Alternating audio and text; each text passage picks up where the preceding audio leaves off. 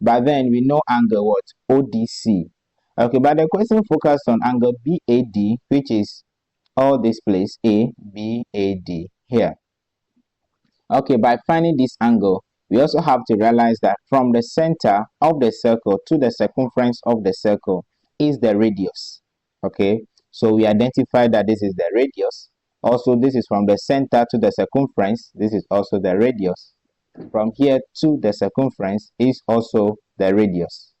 Okay, identify all these radius, all these radii, we can identify that we are going to form an isosceles triangle, because this here, the length here is the same as the length here, since they are all what?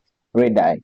Then we are now going to consider that, okay, triangle ADO is an isosceles triangle. Is an isosceles triangle. Okay, so it's an isosceles triangle. What that means is that two sides are equal. Okay, so we can say that here is x, here as well is x. Okay, for that being identified, you can see that, okay, here is x, here is x. Okay, we can also see that our angle BAD, actually that we are looking for, angle BAD is equal to what?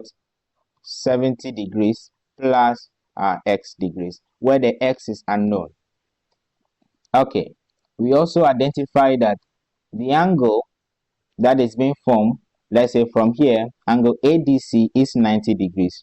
So it means that 30 degrees plus x is equal to 90 degrees. So we can see that angle 30 degrees, you have 30 degrees plus x is equal to 90 degrees. From there, we can see that our x will be equal to 90 degrees minus 30 degrees. So here our x is equal to 60 degrees. Okay, so we can see that our x here is equal to 60 degrees. Then we can see if x here is 60 degrees, then I think our question is wholly solved, which means that here is x. Our angle BAD is 70 degrees plus x. Since